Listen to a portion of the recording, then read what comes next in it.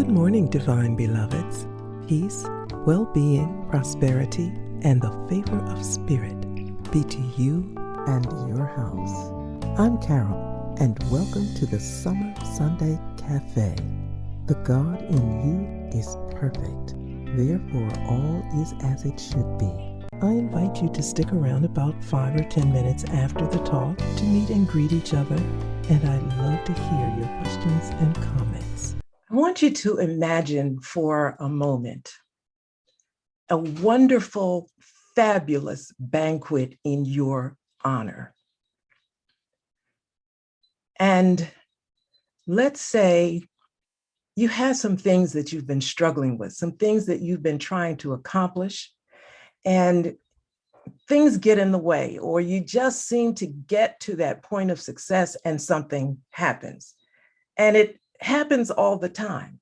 Or you get a great idea and something happens. Well, that's in the back of your mind as you're approaching this wonderful banquet that's set up in your honor. In Psalm 23, verse 5, the A clause says, God prepares a table before you in the presence of your enemies. Did you ever think what might be on that table? All the wonderful foods that you love, none of what you don't love, prepared just for you. The tablescaping is just the way you like it.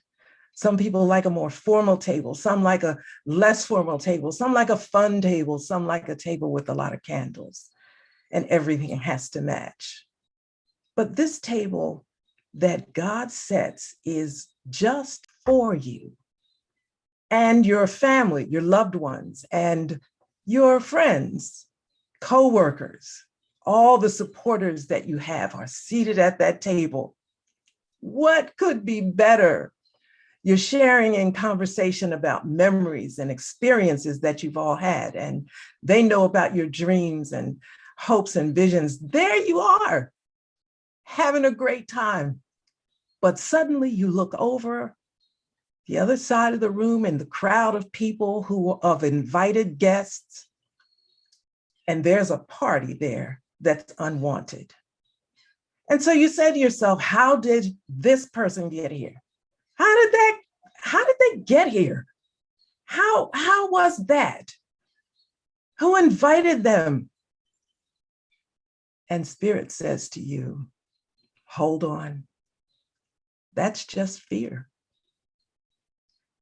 You invited them. Fear makes a guest appearance. Fear is not a party crasher because you invited them. Oh yeah, fear may be a spoiler, maybe something that hinders everything, messes up everything, squashes your dream, disappoints you and discourages you. But fear is not a party crasher. You invited fear here. In fact, fear has been at lots of your parties. But hold on to your poise. Hold on. We've been down this road long enough, being in a valley, and there has to be mountains on either side. And in those mountains, there may be fear and other things that are hindrance to your journey. But Jesus, our master teacher, says that we can move mountains with our words. We can move mountains. And fear is the granddaddy mountain of them all. But fear can be moved just like the rest. With our words, a change of mind, of course, cause the mountains to crumble. So hold on to your poise, beloved. God, Spirit, the universe, has prepared a table before you in the presence of your enemies. Did not say they wouldn't be there. Your enemies are present because you've opened the door. You've left the door open, not intentionally, but throughout your life and throughout your experiences. They are there. As a matter of fact, they are so familiar to you that you don't even recognize their presence. They're quiet and subtle, messing up stuff, causing you to not be successful in the areas that you want to be, but they didn't crash the party. It is of no consequence when you look at that scripture that God prepared a table. It's no consequence that fear is present. God is not concerned about little things like fear. Plucks them out, not to worry about them. Fear and other members of its family, depression, discouragement, criticism, all of that stuff. They've been around for a while and they have also been at your party. But the presence of the divine has prepared what I call before you a fabulously faith sumptuous table, and it is yours. So when you recognize fear at the party, just don't invite them to have a seat. You're not going to all of a sudden bring the mountain down and throw the fear out. We recognize first that it is there, that it is present. This is your life. This is your party. You decide who gets a place at your table. How do I uninvite fear the next time? Use the power within us, within you, to cleanse the guest list. Look inside of your belief systems and cleanse that guest list. You'll find that fear shows up less. All of its cousins and all of its relatives will show up less once you recognize their name on the list. Unmute your mic and I will hear what you have to say about fear. I'm not paying for fear at my party. That's right. Me. Oh my goodness, that's true. That's true because you are paying. I'm paying. Fear comes to get a free meal on like us. That. And be nasty. I like that. I like that. And his family and friends. Going to bring the uninvited to my party. So it definitely gets in our way. And I like that. You ain't coming to my party because I'm not paying for you. You ain't sitting there. Sponging on you. One of the things that I had heard was a lot is that we have to substitute fear for faith. But for me, that's kind of hard to do. Yes, it is. And there is truth in it. There's power in it. But the how-to is what we want to get at. I'll give a how-to for me. Something that I've said for years, and I can't even tell you when I first started saying it. I'll say out loud that I'm not going to be afraid and that I'm not afraid. So even in those moments when I feel fear kind of creeping up, I just say that and I follow through with the words that I said. Yeah, talk to it. And that's the technique I use. I talk straight to it. And people think that I'm not afraid of things. I just go after it. I get afraid of a lot of things.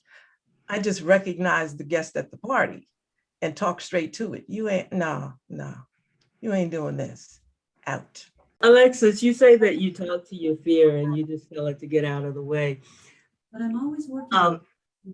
How difficult is that for you? Because for me, a lot of times when I think that I don't do a lot of things, I should have done some things, but I don't because of the fact that I'm scared to step out on it.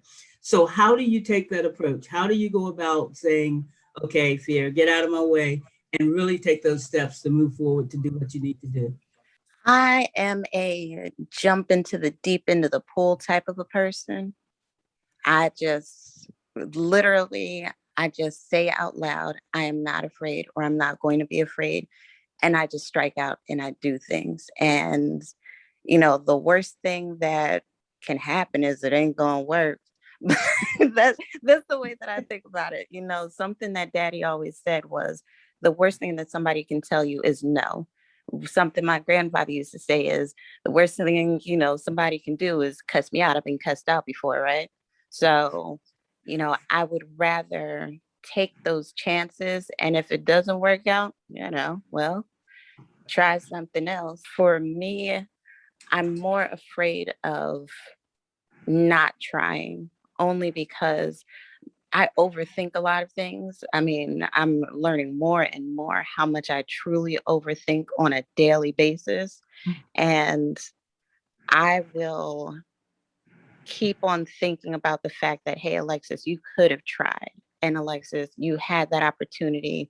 What could it have yielded? But now you'll never know.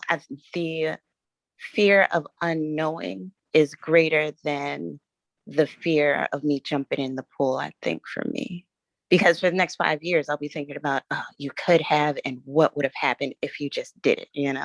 So I'm going to tear myself up to a degree, asking those what ifs. Thank you. Thank you. You're welcome. And let me say this, I don't think that's a great thing, you know, but I just know me. It's like, and I know that we're over time, but I have to say this too. I'm the type of person that even when it comes to telling people that I love them, if I don't do it and I miss that opportunity to express that, it's going to tear me up inside that I never told that person. So if it's a family member and I do love you, or whoever, or a friend, or whoever that might be, and then let's just say something happens, right?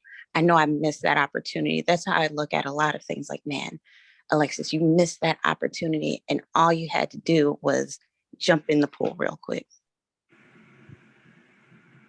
I totally, completely, 100% relate to jumping in the pool. I would be, the most I'm afraid of is that somebody's going to beat me up, like slap me, and that's not going to happen. So when I look at those things, I say, okay, we good to go. I jump into the pool and think, okay, I've been in deep water before. Let's go.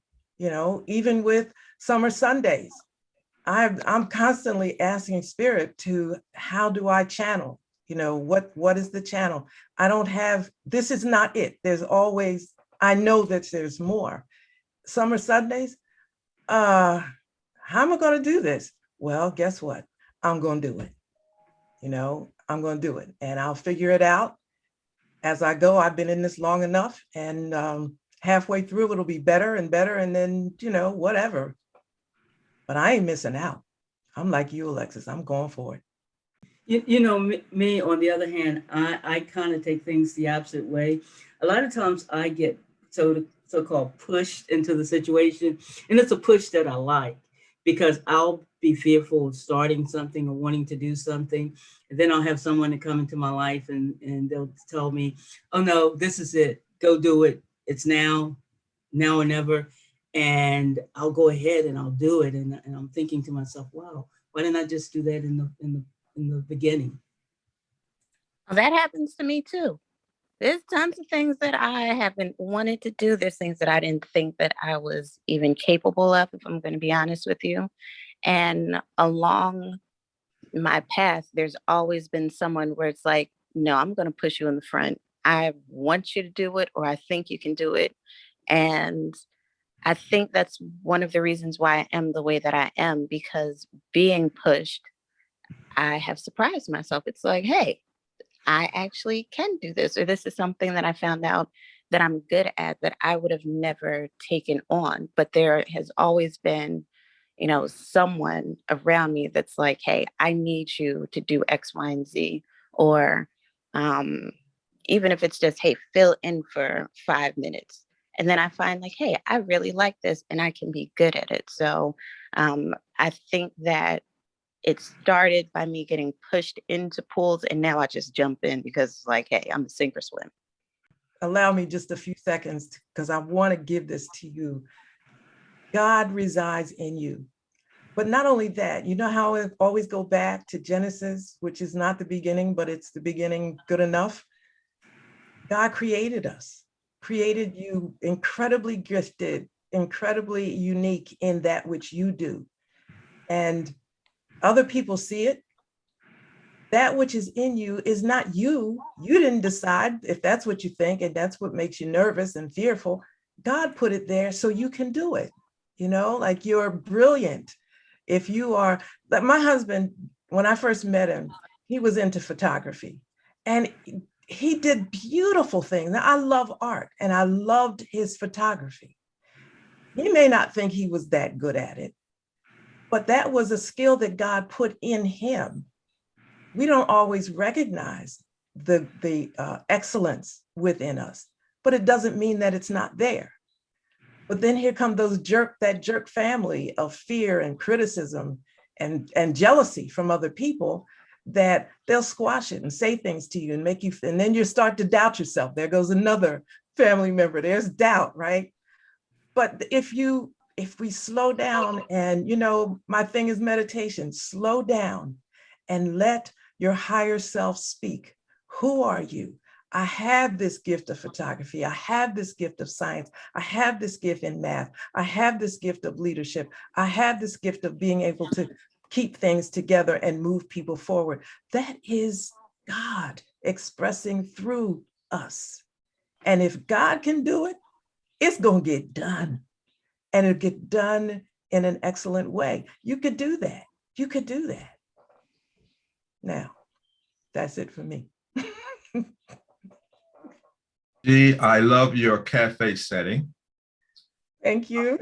I'm loving the summer Sunday. It is God breathed or sourced breathed. And so this is an exciting time. I know we have gone over the time. You don't charge extra, do you, if we go? I'm a good steward. I'm just asking. Thank you. Thank you so, so, so much. I love you to pieces. And I'm going to go so that you can get on with your 4th of July, whatever it is you're going to do. I am doing nothing. I'm going to eat my salad. Namaste.